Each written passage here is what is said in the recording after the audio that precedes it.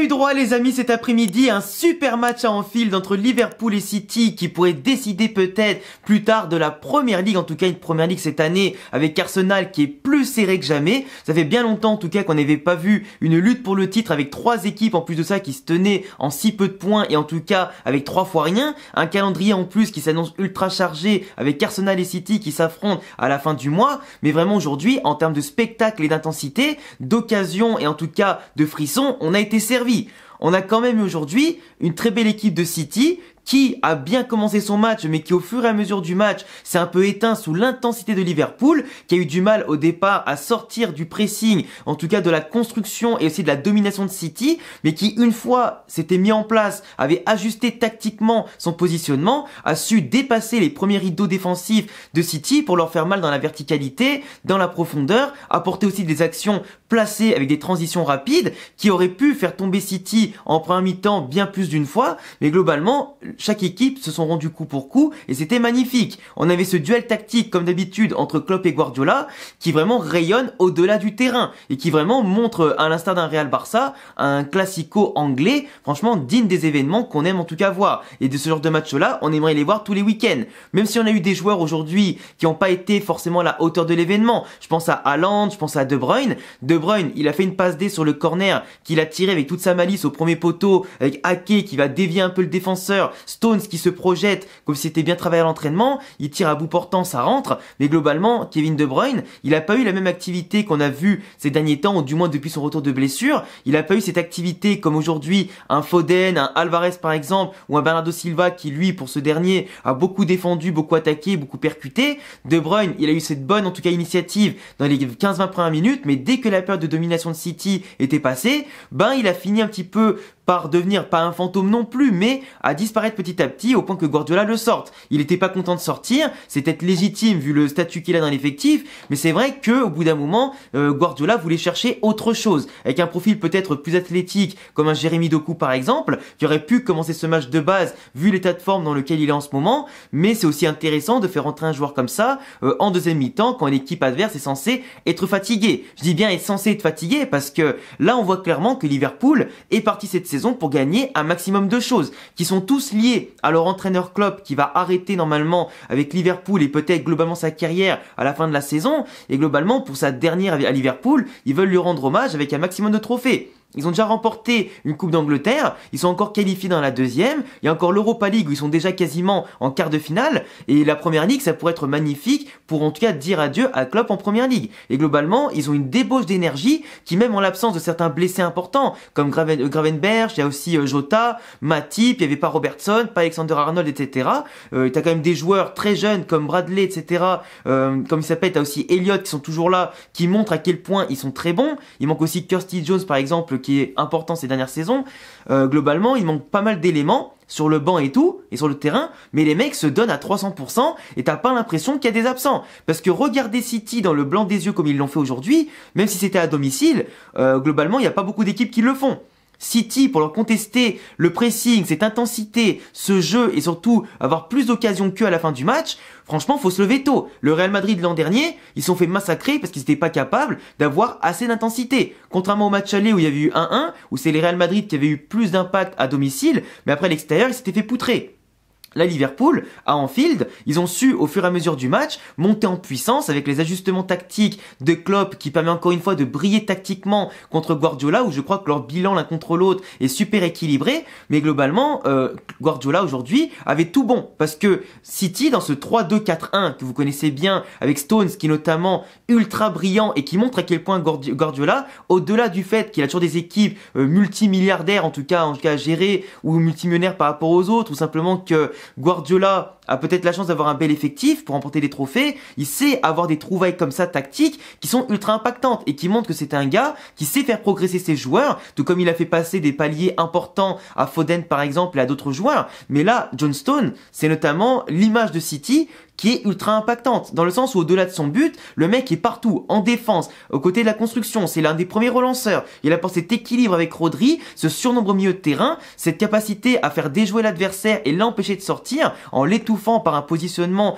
assez haut et hybride. Et franchement, John Stone, au niveau technique aussi, il a énormément progressé. Et dans sa capacité à se projeter, en tout cas quand Rodri reste en retrait, c'est lui qui y va, globalement, c'est incroyable. Avec la ligne de 4 devant, avec les plutôt techniciens comme De Bruyne, Bernardo Silva, Foden, etc., ça s'entend à merveille. Et globalement, ils mettent une telle pression que si tu n'es pas capable dans ton équipe d'avoir des techniciens pour relancer proprement le ballon, ne pas paniquer, ne pas devoir les dégager loin devant, ben si tu n'arrives pas à passer ce premier rideau défensif, t'es mort. Parce que eux, ils sont non seulement présents devant toi, ils sont présents sur tous les seconds ballons. Aujourd'hui, Liverpool a gagné plus de duels que City, les a poussés à reculer sur des transitions rapides, des relances très propres, sur des jeux en tout cas en 1-2 touches de balle, sur des longs ballons où Darwin Nunez et Luis Diaz ont pu se régaler plusieurs fois. Et en plus, Liverpool, même si sur la première mi-temps, ils n'ont pas eu assez d'audace à l'avant-dernière passe ou la dernière passe, par rapport à City qui, eux, allaient plus au bout de leurs actions, globalement, en deuxième mi-temps, c'était totalement l'inverse. City était un petit peu à la désespérée. Il y a eu des occasions avec notamment Walker qui déborde, qui rate son centre, Haaland qui y va mais qui arrive pas à passer Van Dijk totalement, qui s'excentre sur le côté gauche et après qui a été pocket quasiment tout le match. T'as eu des occasions notamment avec Foden qui n'arrivait pas à ajuster à chaque fois son tir, des tirs toujours contraints ensuite par la défense, mais Van Dijk et l'autre jeune défense centrale, je sais plus comment il s'appelle, qui ont bien pocket et Alvarez et Haaland, Bradley et Gomez sur les côtés qui ont fait tout ce qu'ils pouvaient pour contenir en tout cas les attaques de City et qui en tout cas fait plus que bien défendre parce qu'ils ont aussi beaucoup débordé, beaucoup attaqué, surtout le jeune Bradley et qui en tout cas remplace Alexander-Arnold de la meilleure des manières.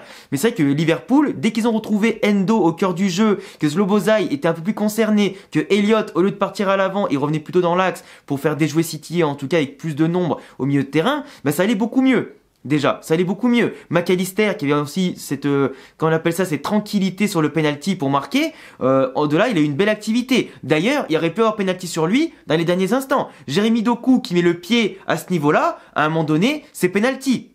Il est en retard, il tape le joueur, il touche pas le ballon, il y a penalty. Il y a quelques semaines, le Barça a gagné de la même manière dans les derniers instants, quand je sais plus quelle équipe, avec Lamine Yamal qui passe devant le défenseur, qui ne pouvait pas le voir venir. Mais là, Doku, il le voit venir. Donc il doit pas faire ce geste-là. Normalement, c'est penalty là. Et potentiellement 2-1 pour Liverpool, qui aurait pu repasser devant Arsenal, et la course au titre aurait pu être encore plus menacée pour City et plus à l'avantage de Liverpool. Et ça, ce genre de décision-là, c'est pas normal. Et quand on voit que le Real Madrid est toujours en proie à des polémiques pour 3 fois rien, là j'espère que sur les réseaux, vous allez gueuler pour ce qui s'est passé. Parce que là, bizarrement, j'en entends déjà même pas parler sur les réseaux depuis tout à l'heure, tu vois. Mais sinon, à part ça, il n'y a pas eu beaucoup de faits de jeu inquiétants, l'arbitre a été très clean, mais ça allait surtout d'un but à l'autre, tu vois. Et quand tu vois que Darwin Nunez te rate un truc, mais à bout portant, que t'as Luis Diaz sur un caviar de Salah qui a changé énormément de choses en rentrant suite à sa blessure, etc. Il est rentré en cours de match, il a apporté beaucoup dans la verticalité, dans les passes, la construction, tout ça. Il a lancé beaucoup de fois Luis Diaz et Darwin Nunez. Et d'ailleurs, ce qui est important de noter quand même, c'est que Darwin et Luis Diaz, on a beau se foutre un peu de leur gueule parce que des fois ils ratent beaucoup de choses, surtout Darwin par exemple qui est souvent hors jeu, etc. Mais dans l'activité, dans l'impact et la générosité qu'ils ont, tu peux rien leur reprocher. Ils ont un impact sur le terrain digne de la Première Ligue, digne de Liverpool, et franchement tu peux que te la régaler avec des mecs comme ça. Dans ton équipe, tu veux des mecs aussi généreux, aussi impactants, même s'ils sont un peu maladroits, ils sont trop forts. Endo, moi il me surprend de jour en jour avec Liverpool, tout comme McAllister que de base je suis pas forcément très fan, mais avec Szoboszlai, ils forment un trio plutôt impactant. Il manque peut-être un profil encore plus technique que ces trois-là, et parce qu'ils sont quand même assez physiques, etc. Mais je trouve que le prochain coach qui viendra à Liverpool, peut-être Xabi Alonso, aura de quoi déjà avoir une base solide pour se la régaler et créer du football intéressant. Van Dijk, qui a eu plusieurs occasions notamment sur corner de marquer, mais chaque fois ça passait pas cette fois-ci. Mais en tout cas au niveau de la défense, il a été au top. Globalement Liverpool, qui a pu contenir City pour encore mieux les tuer derrière, franchement, c'est plus Liverpool ce soir qui peut s'en vouloir d'avoir raté des occasions que City. City, franchement, même si Rodri, il a pas été mauvais, je l'ai pas trouvé aussi impactant et décisif dans son activité, ses relances, sa création que d'habitude. Après, Rodri, quand il est titulaire, je crois qu'il a le record du nombre de matchs invaincus en Première Ligue avec City, et ça continue encore, mais c'est vrai qu'il a pas eu ce rayonnement, tout comme Kevin De Bruyne, et globalement, forcément, si les deux hommes forts déjà perdent ce rayonnement, que Foden est pas aussi efficace que d'habitude, que Haaland est un peu invisible, bah forcément, tu trouves moins de solutions, tu trouves moins d'impact. Et en plus, comme ils perdaient plus de duels que Liverpool, ça les poussait à reculer. Et même si t'avais des Kyle Walker qui étaient des locomotives, que t'avais après le reste comme Ake qui était un peu fébrile avec ses erreurs, Ederson qui sort en plus sur blessure quand il s'est pris le tank Nunez en pleine gueule, dans la cuisse là, globalement, ça rassure pas, tu vois. Et forcément, les solidités de base de City, leur domination, elle a été mise à mal. Et une fois que eux ils sont contestés et qu'ils trouvent pas de solution, ben forcément ça commence à bégayer et Guardiola, même lui avec ses ajustements, n'a pas réussi à faire la différence. Donc tu vois, aujourd'hui Liverpool m'a fait plus forte impression dans le jeu, dans les individualités et le collectif à domicile que City qui a balbutié un peu son football au fur et à mesure du temps. Même si encore une fois, ça a failli se rendre coup pour coup, c'était quand même très beau à voir et franchement je le répète, des matchs comme ça, avec deux belles équipes comme ça, tu en redemandes. Enfin bref, je pense que j'ai quasiment tout dit, j'ai pas raté grand chose je pense, si au pire vous me le direz en commentaire, mais globalement je vous laisse parce qu'il y a le Real Madrid qui joue et forcément j'ai aussi mon débrief à faire derrière. Je vous laisserai vous abonner, me dire ce que vous en pensez des débriefs sur la première ligue et je compte bien en faire davantage et de plus en plus travailler, vous inquiétez pas. N'hésitez pas à vous abonner, cocher la cloche, mettre un petit pouce bleu, follow tous mes réseaux en description et à bientôt les gars pour prochaine vidéo, ciao.